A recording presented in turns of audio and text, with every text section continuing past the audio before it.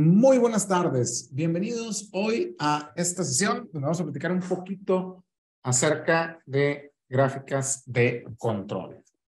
Entonces, pues sin más ni más, vamos por ahí a comenzar. Primero que nada, gracias por acompañarnos, gracias por estar aquí, gracias por haberte conectado el día de hoy. Yo me llamo César Carreón. Y hoy vamos a platicar un poquito acerca de gráficas de control, porque es algo que pues a veces tenemos dudas o queremos saber un poquito más. Entonces vamos a empezar yo creo que por el principio. Como digo siempre, hay que empezar por el principio. Así que vamos a platicar sobre qué son las gráficas de control, para qué nos sirven y vamos a hacer algún ejemplo con Minitab. Me habían pedido, alguno de ustedes puso ahí que quería ver una automatización con Power BI. No está dentro de esta parte. Pues sí, vamos a ver por ahí algunos ejemplos con Minitab. Entonces, vamos a empezar primero viendo un poco acerca de las gráficas de control con Minitab y qué es. En primer lugar, una gráfica de control me sirve a mí para ver cómo se comporta mi proceso. Un punto muy importante que a veces se nos olvida es que la gráfica de control primero me va a servir a mí para conocer la voz de mi proceso, para ver si mi proceso es estable a través del tiempo y para saber qué datos me da. ¿Okay? Eso es lo primero que tenemos que saber. Tenemos dos elementos. El primero es la voz del proceso y el segundo es la voz del cliente. La voz del proceso es lo que me entrega mi proceso. La voz del proceso tiene límite inferior de control y límite superior de control. Esa es la voz del proceso. La voz del cliente tiene límite inferior de especificación y límite superior de especificación. Son dos cosas diferentes cuando hablamos de gráficas de control. Y aquí vamos a platicar de gráficas de control para variables y voy a irme rápidamente también por las de atributo. Ok, ¿de dónde sale este tema de gráficas de control? Bueno, hay mucha literatura al respecto. El principal manual que nos va a platicar un poquito acerca de gráficas de control es este manual de control estadístico de procesos, la segunda edición del IAG. De hecho, este es el manual de referencia que normalmente se utiliza para la industria automotriz para platicar acerca de gráficas de control. Entonces, pues vamos por partes y vamos viendo los pasos que tenemos que tener aquí y cómo esto nos ayuda para el mejoramiento continuo. ¿Cuál es la lógica detrás de estas gráficas de control? Primero, yo tengo que conocer cómo se comporta mi proceso. Si mi proceso es estable, el patrón de cambio se va a mantener a lo largo del tiempo. Si mi proceso no es estable, la variación que tiene no la puedo pronosticar y no sé qué esperar de mi proceso. Concepto importante, voz de cliente, voz de proceso. Voz de cliente son mis especificaciones, voz de proceso son los límites de control. Los límites de control se calculan para hacer mi gráfica de control. Y en una gráfica de control jamás van los límites de especificación. Jamás van los límites de especificación. Van solamente los límites de control. Los límites de especificación yo los utilizo cuando voy a hacer el análisis de capacidad. Entonces vamos a ver si lo entendemos y voy a hacer aquí unas pequeñas anotaciones para explicarlo un poquito mejor. Punto número 1. La gráfica de control me sirve para ver la estabilidad de mi proceso. La estabilidad de mi proceso. ¿Qué tan estable es mi proceso? Si puedo confiar o no en él. Punto número 2. Antes de llegar a hacer una gráfica de control, tengo que validar, si voy a hablar de variables, la normalidad de los datos. O sea, si mis datos forman una curva de distribución normal. Punto número 3. Después de esto ya puedo ver la capacidad de mi proceso. O sea, calcular el CP, el CPK, el PP o el PPK. Muy importantes estos puntos, ¿eh? Entonces, la lógica sería, pues primero tengo que ver que tenga datos normales, porque si mis datos no son normales, quiere decir que traen una distribución que no es una distribución normal.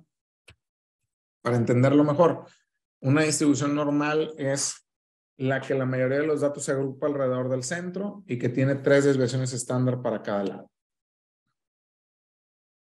¿Qué es una desviación estándar? Una desviación estándar es una medida de variabilidad. Por ejemplo, aquí,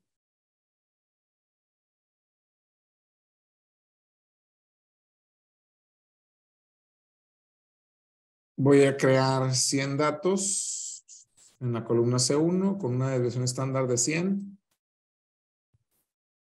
Una desviación estándar de 1 y un promedio de 100. Y aquí otro con una desviación estándar de 2.5. Si yo hago un histograma de estos dos, si te fijas, yo puedo ver que su promedio es igual, pero su desviación estándar no. Entonces aquí el problema, como el promedio es igual, pero la desviación estándar no, pues si yo me voy solamente con el promedio sin ver la desviación estándar, yo diría, los procesos se comportan igual.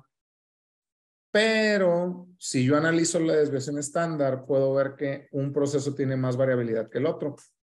El proceso que tiene C3, como podemos ver, tiene mucha más variabilidad. La desviación estándar que tengo aquí es más grande y por eso parece así. ¿Ok? Como la desviación estándar es más grande, por eso se ve diferente el proceso. Esta desviación estándar es menor y en ambos casos el promedio es muy parecido. 100 y 99.89. Pero antes de hacer cualquier cosa, tengo que validar que mis datos presenten normalidad. Si mis datos no presentan normalidad, no debo de hacer mi gráfica de control. Entonces, la prueba de normalidad la hacemos en estadística básica y prueba de normalidad. Estadística, estadística básica y prueba de normalidad. Nos vamos para acá. Y ya a partir de aquí, vamos a hacer la prueba de normalidad. ¿Ya van bien recio? ¿Ya van bien recio? Muy bien. Entonces, hacemos la prueba de normalidad para... Traigo como que un sonido de máscara. No sé qué es lo que sea, ¿verdad? Creo que ya. Muy bien. Hago la prueba de normalidad aquí y aquí me da la prueba de normalidad. Como el valor P es mayor a 0.05, los datos son normales, o sea, que crean una distribución normal, crean una campana que tiene 3 desviaciones estándar para cada lado. Muy bien.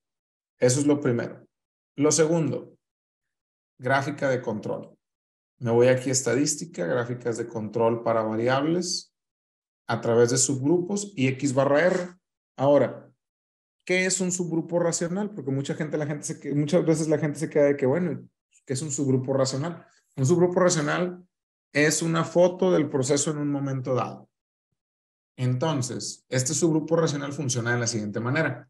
Haz de cuenta que tiene frecuencia y tamaño de muestra. Ok. Y el subgrupo racional debería ser por las características más críticas. O sea, es decir, yo debería de sacar control estadístico del proceso las características más críticas. Por ejemplo,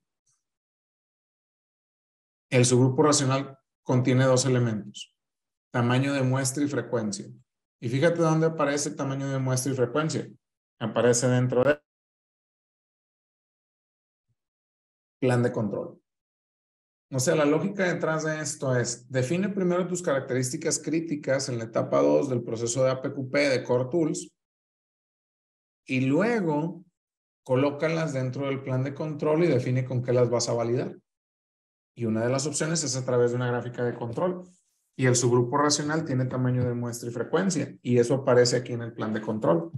Y si no sabes cómo hacer los subgrupos racionales o cuántos, el manual de control estadístico de proceso trae por acá en el apéndice F, en los ejemplos de cálculo de índice de habilidad.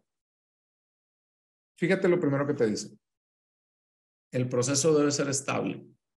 O sea, las reglas de control estadístico no deben ser violadas. También que forman una distribución normal. Y aquí nos dice que se recomienda que sean al menos 125 valores individuales recolectados utilizando tamaños de subgrupo de 5. Pueden ser más apropiados otros tamaños de subgrupo, pero el total de la muestra debería ser al menos de 125. Es el párrafo 4 del apéndice F del Manual de Control Estadístico de Procesos que está en la página 185. ¿Ok? Porque a veces me preguntan, ¿y esto dónde sale? Eso de decir, voy a poner 30 datos, voy a poner 20 datos, voy a poner 10 datos. ¿Por qué? Analicemos lo siguiente. Yo quiero ver cómo se comporta mi proceso a través del tiempo. Para esto, necesito saber la habilidad de mi proceso. Y para saber la habilidad, primero tengo que ver la estabilidad y la normalidad de mi proceso. Entonces, yo no puedo empezar calculando el CP, CPK, PP y PPK sin conocer esto. Entonces, con esto yo ya puedo poner que tengo subgrupos de 5. Imaginémonos que yo iba cada 2 horas porque estoy midiendo por acá, supongamos, el espesor de pared de esta pieza. Cuando estoy viendo el espesor de pared en esta pieza plástica y yo defino, ¿sabes qué? Pues vamos a hacer lo siguiente. Vamos a definir un tamaño de subgrupo de 5. Cada 2 horas voy a ir a la línea, voy a tomar 5 piezas cada 2 horas y voy a medir el espesor de pared. Obtengo estos datos y tengo que pedir que hagan las pruebas de control estadístico. En realidad son 8 pruebas de control estadístico. Estas pruebas de control estadístico es un complemento para que yo pueda validar si mi proceso es o no estable. Si mi proceso no es estable y reprueba alguna de las pruebas de control estadístico, no debería de seguir. Y si yo me encuentro con que mi proceso no es estable, tengo que hacer algún cambio o tengo que hacer alguna actualización. Pero lo peor que puedes hacer es irle a mover. Lo primero es ir a investigar. Si tú le estás mueve y mueve y mueve a un proceso, lo que vas a obtener es algo llamado sobreajuste. Y la variabilidad, en lugar de hacerse más chica, se va a hacer más grande. O sea, vas a tener una desviación estándar mayor. Y vámonos para acá. Y vámonos para acá. Y aquí tenemos una gráfica de control. Esta gráfica de control tiene 2 elementos, el promedio y los rangos. Si te fijas, no me está dando los límites de especificación. Ni los usé, ni los debo de usar. Los límites de especificación no van en una gráfica de control, porque la gráfica de control es para ver estabilidad del proceso, no es para ver la capacidad. Aquí, ¿cómo se leería? Yo digo que mi proceso es estable porque no hay ninguna prueba de control estadístico que repruebe. La parte superior es una prueba, es de promedios y la parte inferior es de rangos. Entonces, esta gráfica de control, tu conclusión debe ser, mi proceso es estable. Si te fijas, ya dijimos, mi proceso tiene normalidad, o sea, viene de datos normales. También decimos, mi proceso es estable. Vamos a ver si es capaz o no es capaz. Entonces, vamos a irnos a estadística, herramientas de calidad, análisis de capacidad normal. Y yo aquí voy a poner esto con un tamaño de subgrupo de 5 y voy a poner 197.5 y 102.5 como límites. Estos son límites de especificación, no de control. Pongo las pruebas de capacidad, las opciones, pongo aquí que me despliegue esto. Y muy bien. Vamos a darle OK. Y fíjate lo que me dicen. Primero, yo puedo ver que el proceso está centrado, sí, está cerca del centro. Sin embargo, puedo ver que tiene un CPK de 0.91 y un PPK de 0.91. El CPK es la capacidad potencial en el corto plazo y el PPK es la capacidad potencial, perdón, la capacidad real en el largo plazo. CPK, capacidad real en el corto plazo. PPK, capacidad real en el largo plazo. ¿Cuál es la diferencia entre corto plazo y largo plazo? Utilizan un cálculo de desviación estándar diferente. Para CPK y CP, juegan nada más la variabilidad existente entre los subgrupos. Para PPK y PP, juega la variabilidad existente entre todas las piezas. Tú como cliente, lo que recibes en la vida real es el PPK, porque recibes la variabilidad existente entre todas las piezas. ¿Ok? Y aquí, como podemos ver, el PPK es de 0.91. Si tú le vas a vender al sector automotriz, tú tienes que tener un PPK de al menos 1.67. Ok. Y el PP, que es la capacidad potencial también en largo plazo, es de 0.95. Punto 95, punto 91. Cuando el PP y el PPK son iguales, quiere decir que mi proceso está centrado. En este ejemplo, yo diría, híjole, pues mi proceso no está centrado ni tampoco es capaz. ¿Qué tengo que hacer primero? Centrar el proceso y luego incrementar la capacidad. Pues, ¿cómo incremento la capacidad? Muy fácil.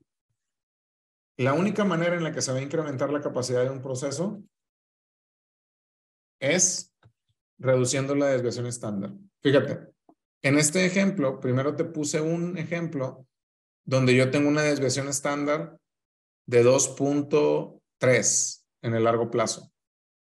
Y fíjate cómo se ve. Se ve menos, se ve igualmente no centrado. Ah, no, este sí se ve centrado, 0.35 y 0.34.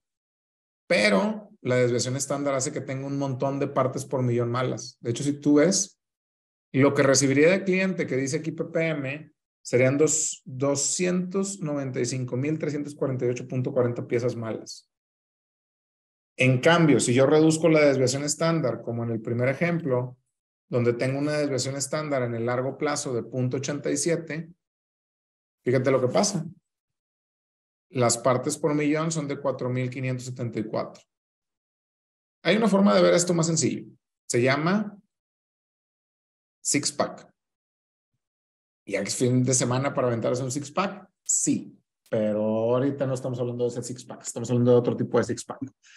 Entonces, ponemos análisis de capacidad six-pack normal, ponemos C1, con la especificación inferior pusimos 97.5 y 102.5. Aquí sí podemos poner las pruebas de control estadístico, ahorita no las podemos poner. Y le damos OK. Ah, perdón, el tamaño de su grupo es de 5. Y fíjate, aquí aprendo todo parejo, porque aquí en una sola gráfica puedo ver estabilidad, normalidad y capacidad. Aquí estoy hablando solamente de una gráfica de control para subgrupos. Yo también puedo hacer una gráfica de control para datos individuales. Y esto es una gráfica que se llama IMR. Y esta gráfica la encuentro aquí al lado. IMR. Supongamos que tengo datos individuales. Aquí si tú ves no me pide el tamaño de su grupo. ¿Por qué? Porque dice, pues, son datos individuales. Hago las 8 pruebas de control estadístico y le doy OK. Y aquí está. Imagínate que tú, por la naturaleza de tu proceso, no puedes hacer subgrupos. ¿Cuándo puede ser algo así? Muy sencillo. Por ejemplo, si yo hago lotes de pintura o hago lotes de algún tipo de líquido, como puede ser un desengrasante o un detergente, pues realmente estoy haciendo todo un lote, no puedo hacer subgrupos. La misma naturaleza de mi proceso me da datos individuales. Utilizo una gráfica se le llama rango móvil. Entonces, cuando yo utilizo datos individuales, se le llama una gráfica de rango móvil. Cuando utilizo subgrupos, se le llama promedios y rangos. Te recuerdo nada más que si quieres ver un poquito más a detalle lo de gráficas de control, vamos a tener una certificación de Core Tools, donde vemos todo lo parte de control estadístico este próximo día, febrero 16. Martes y jueves de 6:30 a 10. A diferencia de aquí, vamos a ver todo completito. El nuevo manual de AMEF BDA, gráficas de control, capacidad, análisis del sistema de medición. Vamos a hacer ejercicios, vamos a resolver casos prácticos de la industria y vamos a ver cómo funciona cada una de estas gráficas de control. No es necesario que tengas experiencia previa, nosotros te llevamos desde cero y vamos a ver índices de capacidad y todo lo que tiene que ver con las core tools del sector automotor. ¿Okay? Gráficas de promedio, gráficas de tributos y mucho más. Esta certificación tiene un valor de 6,000 pesos, pero si usas el código SOLMA 2023, te vamos a regalar 500 pesos de descuento. Tiene valor curricular. Incluso al final te damos un certificado que puedes ligar a tu perfil de LinkedIn a través de Accreditable, que es la misma tecnología que usa el Tecnológico de Monterrey y que está ligado a blockchain, como si fuera un NFT. Muy bien. Si quieres aprender a hacer gráficas, las de atributos, las de variables, también de subgrupos, también de datos individuales y todo lo demás que trae control estadístico de proceso, hacer un manual, seguir el proceso de APQP, qué trae la carpeta PIPAB y todo eso, bueno, pues te invitamos a que nos veas en nuestro certificación de Core Tools. Muy bien. Sobre todo porque vamos a ver también la nueva versión de la MEF-BDA, que mucha gente lo está pidiendo y que ya va a ser de los requisitos más importantes. Pues bueno, esto era un poquito acerca de las gráficas de control, cómo nos ayudan a mejorar y pues nos vemos próximamente, primero Dios. Te agradezco mucho que hayas visto este video. Cualquier cosa y que te podamos ayudar, no olvides dejarnos por acá un mensajito en nuestros grupos de WhatsApp y quedamos a tus órdenes. Hasta la próxima. Nos vemos. Bye bye. Y gracias.